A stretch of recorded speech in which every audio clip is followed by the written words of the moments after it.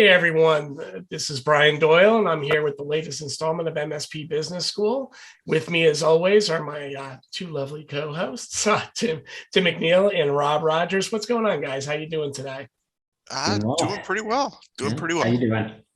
No complaints, man. No complaints. It's Yeah, it seems like time's moving very quickly. It was already a couple weeks since we were together. It blows my mind. It feels like yesterday, and I I'm know. sure everybody's kind of feeling a little bit of that as these days kind of blend into weeks Yeah. Yep. after our Yep. COVID slow periods. But And- nobody wants to hear about our time and how slow things are moving. They're here for somebody else. And we want to welcome our special guest today, Frank DeBenedetto from Two Rivers MSP and audIT.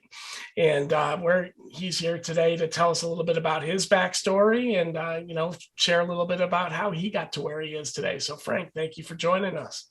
Yeah, thanks so much for having me, guys. And I have to ask real quick, Tim, I see a hockey picture up there in the top right.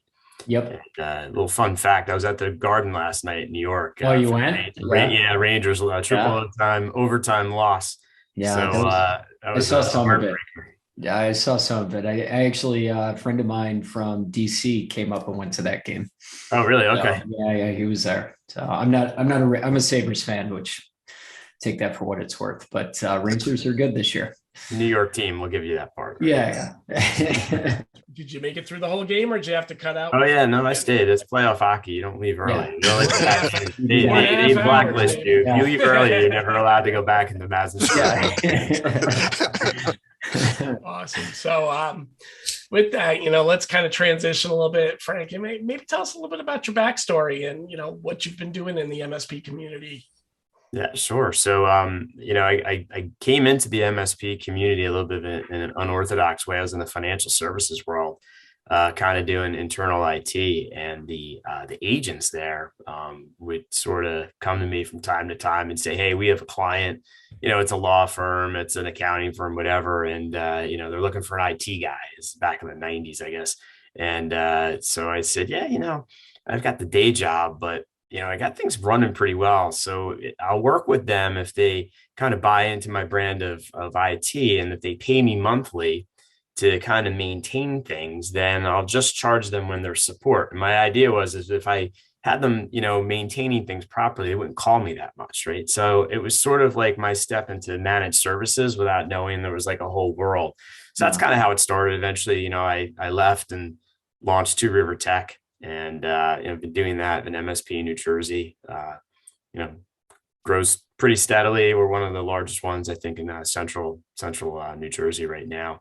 So I enjoy running that. And about 5 years ago, what I found was that the world was getting more and more complicated from a technology standpoint, and trying to sell to non-technical prospects was getting more difficult. Right, we had cloud and all the cybersecurity stuff, and all the things that, makes us geek out just puts the prospect to sleep. And I started to feel like I was doing them a disservice where I wasn't allowing them to make good buying decisions.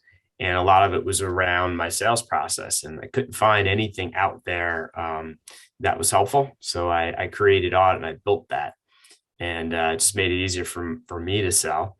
And, for well over 1,000 other MSPs out there in the world are using it now to do the same. That's awesome. Yeah, and cool. we've talked, we've actually got some mutual customers, Frank, and they love, the way audIT sales presentation system tells the sales part of the story, kind of the counterbalance, the ones that are using it, that are using my platform as well, who are using that more for the contract compliance and longer term budgeting side. And they seem to have a great, synergy in that way. And the reports are amazingly put together. I mean, Yeah. You're not just taking the raw stats like some of us do and putting them into a report. You're getting it into a way that a non-technical person can really understand from a sales perspective. So good stuff. We love being in that space. It all comes down to sales, I think. And our overarching why was to try to elevate the quality of IT available to the SMBs that were out there. And when I would, my best prospect is another MSP's customer. And what I would find is, I'd go in there and the place would be in shambles, and I'd say, wow, they're using an MSP. This place is a mess. And it's not because there's not good products and services, really. What does it really come down to? It's because they haven't done a good job at effectively communicating and selling those products and services, right? And like many times the parting blow from the outgoing MSP to us is, I don't know how you got them to buy this stuff. Like they would never spend money with us. And, it just proved my point. And so, we felt like if we put a product out there and we wanted to focus on the sales side, the presentation side, not more of the management side, because I think like your tool and there's a few others out there do a really great job on that half. We wanted to stay on the other half of the aisle. And, we felt like if we were able to do that, the MSPs will sell through those important products and services, but the real benefactor here are the SMBs. And, that was really why we were, what we were going after here. Yeah, I mean, it sounds like you subscribe to my thought on transparency too, right? We're trying to help the customer actually see the why behind these sales. And sometimes when you hear those comments like the outgoing MSP said, it just, the customer's probably buying on blind faith for a long time. And then when the trust got lost, everything kind of fell apart. If you can really show the customer and guide them to the why, it makes it a lot easier for them to make about a decision that generally costs them the thousands about something that they're not really savvy about, so I think you guys do a great job of kind of showing that before and after story, which is critical. Yeah. We've talked about that. I mean, countless times over the years on the podcast, how, whether people want to admit it or not, I think there is a degree of the MSP community or a segment turning into more of a commodity space. Right. And this is, especially for an MSP that has a salesperson on staff. I mean, just everybody can identify with the red, yellow, green, right? Like everybody understands what that means. So it makes the story as the salesperson or the owner just that much easier to articulate, which is something people need these days. So that's it's a pretty neat product from that for sure. Yeah, I appreciate the kind words. It's funny. To your point, we recently exhibited at a small local event, one of the vendor-driven events, and they allowed the vendors to do a pitch during lunch, which arguably isn't the best time because people are talking and looking for their lunch, and then you're up there trying to compete with chicken parm and right. So people are talking and so anyway, I got done and I was like, I was a little frustrated. So it really wasn't the best venue, but it is what it is. And I had about 4 or 5 people who came to me and they said, we couldn't hear you real well, but we saw the report, the red and yellow. And I was like, it's so cool how that captured. I don't know what it is about a stoplight that makes people just freeze in their tracks and pay attention. But I thought all the leads were lost, and it turned out just by showing that a bunch of people had interest. So I think the same flows down to the prospect when you show them the report. Now they want to know more, and you kind of leave them at a point where they're asking you what are we going to do about this, right? As opposed to the traditional way of selling where it's like us versus them, and they just want to know how much this thing is so they can get on with their day. Well, it makes it easy for them, right? Because what does the prospect really know about IT? Nothing, but they know price. And that's the one objection that they can always go to because they've known it all their life.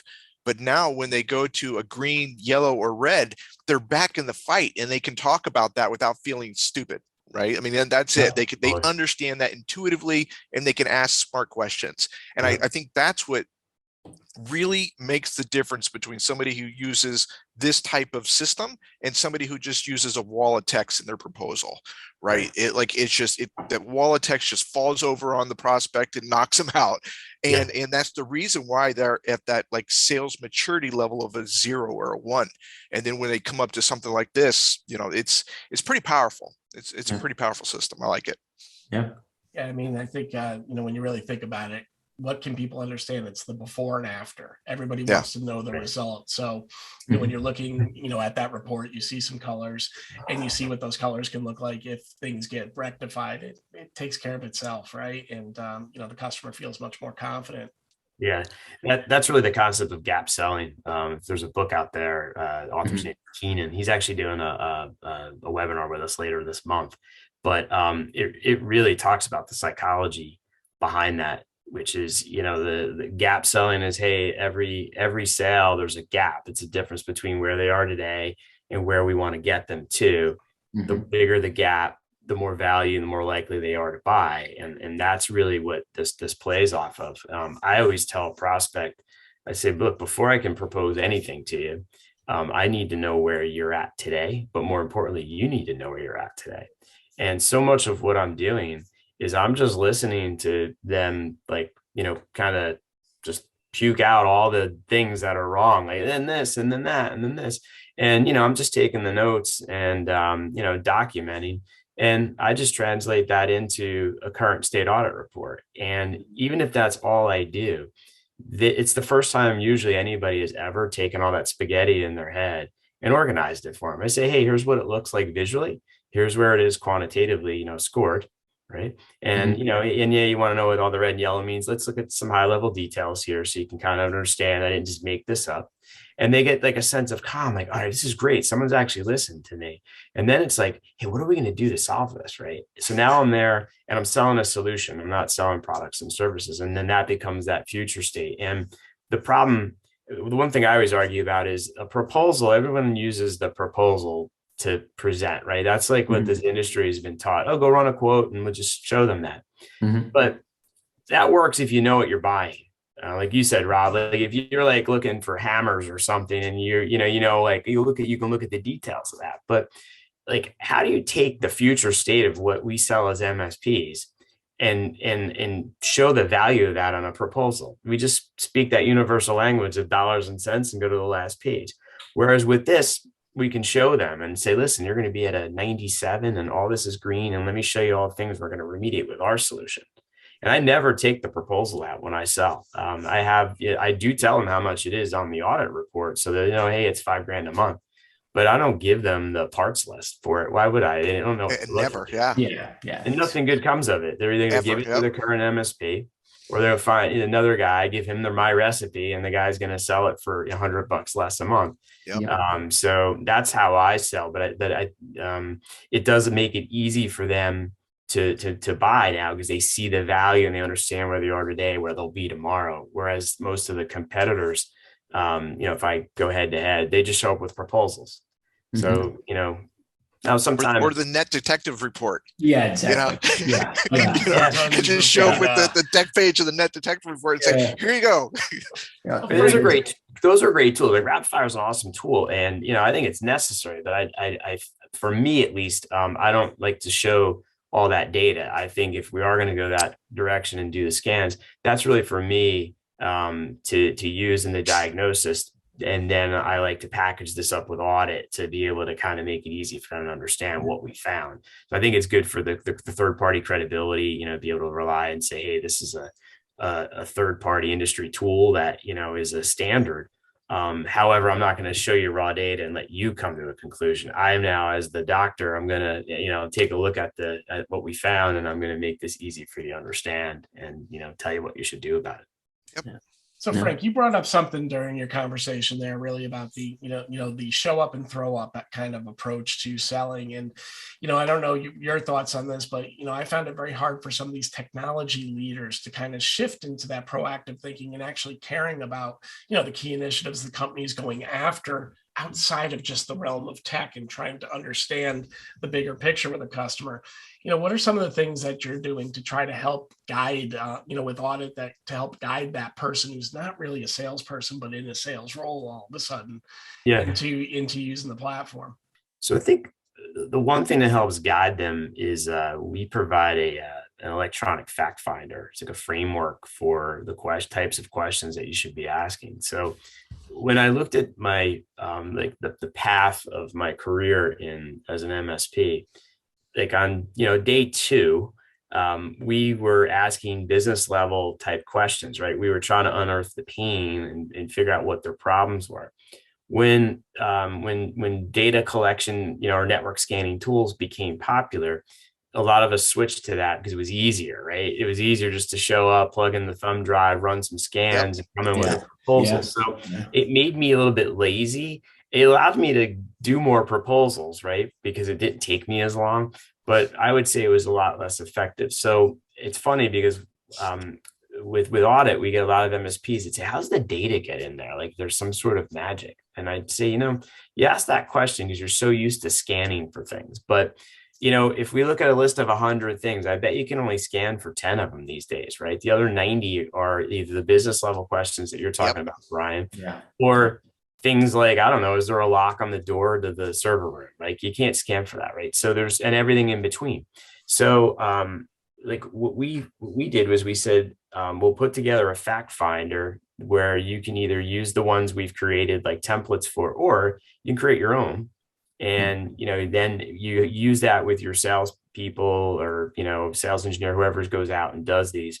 And they could either just print it and write it, or you can use it electronically. You can type in your answers. And when you go back to the office, the data is in there already, and it makes it easy for you or for a sales engineer, whoever, to help summarize and, draw conclusions from the data that you captured. So I think that's, where we show some value to MSPs who maybe aren't as astute in a sales process. Most don't have any process, right? So many times we're actually giving them a process to follow and some of the tools to use, and then the delivery mechanism on the back end.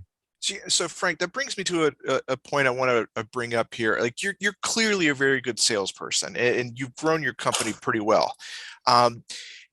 How do you help the MSPs use your tool, right? Because that seems to be where a lot of MSPs are failing. That they get this brand new hammer to stay on but they don't know how to build the house with it, right? It's just a great hammer. So how do you help them be kind of near your level with your close rates and that kind of stuff? Yeah, it's a really good question. So I have an engineering background, so I'm not like a natural sales guy. And I created audit to solve that problem for my MSP, which is how do I make it easier for me to sell and allow the customer to make that good buying decision. And when we built the tool, we wanted to make sure that anybody could use it, right? So if you were like a one-man MSP who does the selling and then runs back and does some tech and then goes and do some selling, it had to be easy enough for that individual to do it, but it also had to be sophisticated enough for MSPs who had sales teams. So we built it, and now I can tell you we have all those types of MSP customers. So it does work well across the board. I think when we looked at this, it had to be simple, right? It had to be emotional. It had to tell the story and show the gap and bring value to whatever your solution cost, right? So you weren't selling from a proposal, and those are the boxes we checked. At the end of the day, the benefits are we're increasing the MSP's MRR, right? Because he's getting more wins. He's typically increasing the dollar value of the sales, because the kiss of death for an MSP is you just keep lowering your price until someone buys from you. It's a race to the bottom. That's Gary Pico would tell you that it doesn't get you very far when your margins suck. And it saves you a ton of time. For me, the marketing worked really well. Like programs like Robb and Robbins are phenomenal. I was generating these leads, but then I was like, oh man, it's like every one of these is like 4 to 6 hours of cobbling, sales presentations together. Now I can knock it out in, maybe a half an hour. And it's consistent. And it looks like I spent 4 to 6 hours. So that's really what we set out to do, Rob, was to make it so if you're a one-man show, it's quick and easy. If you're, a sales veteran, it doesn't look like you're using like a crayon and put together some simplistic report. Like it looks really nice. Yeah, it had to work for both, and the industry kind of says, "Hey, I think we've done that." So yeah, absolutely.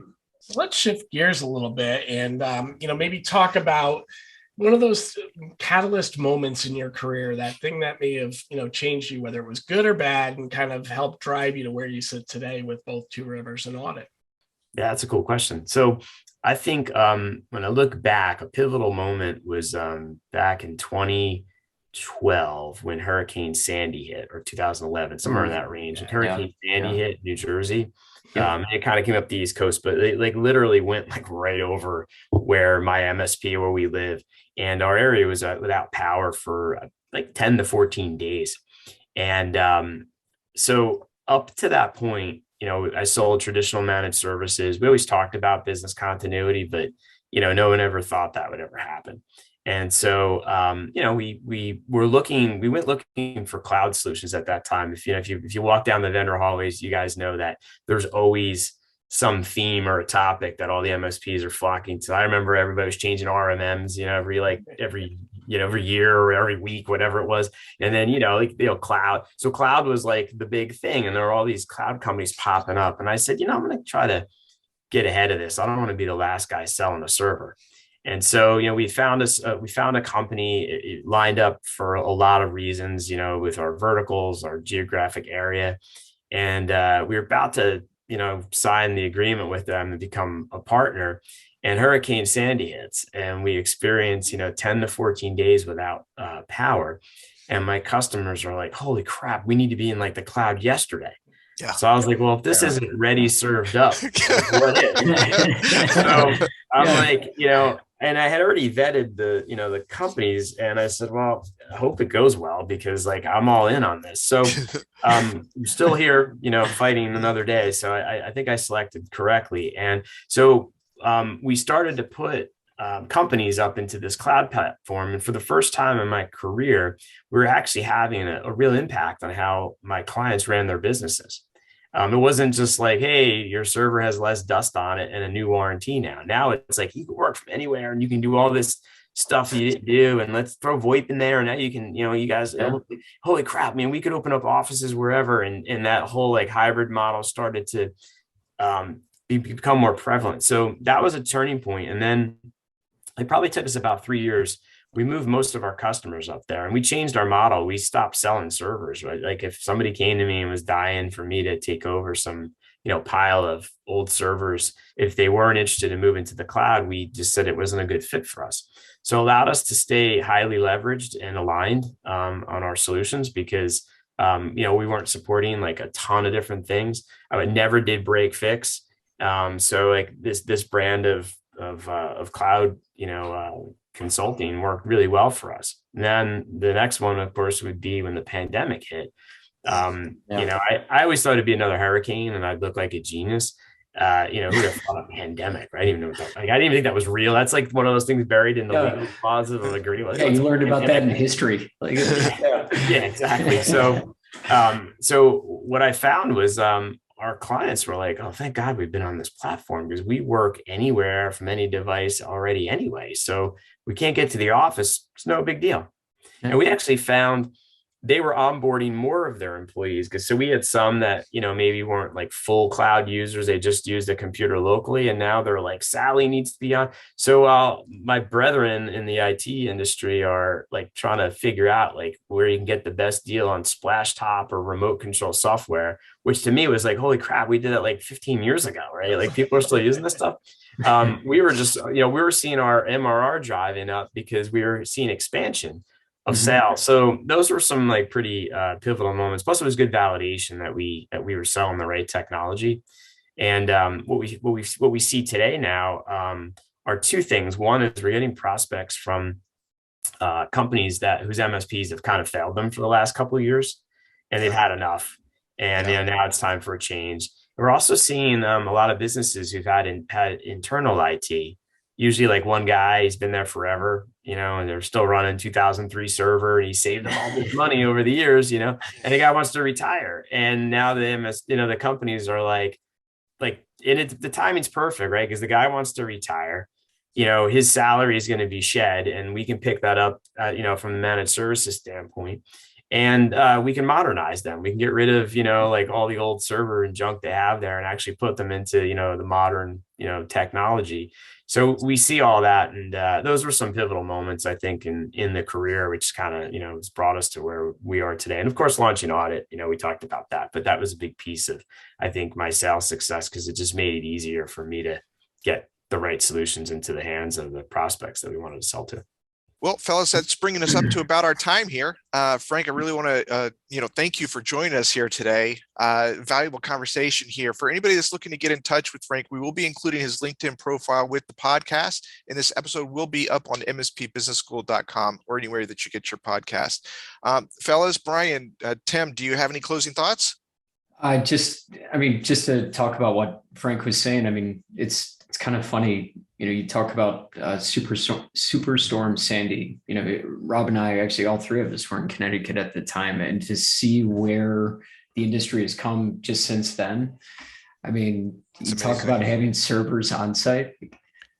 Who has a server on site now in Right. their right mind? Yeah. Like, it just, you just don't hear about it that much, right? In comparisons, it's amazing how far things have come. And with the pandemic, look, a lot of bad obviously has come out of the pandemic, but from a technology standpoint, I think there's a lot of good from a technology standpoint that has come out of it as well, as far as people being able to work from home, and a lot of the MSPs that were prepared, like yourself, it's a seamless transition. I mean, we're seeing the same thing. There are, I don't want to say a mass migration of people moving MSPs, but there are more, I would say there are more people moving MSPs currently because of how a segment of the MSPs kind of were treating the pandemic in the beginning.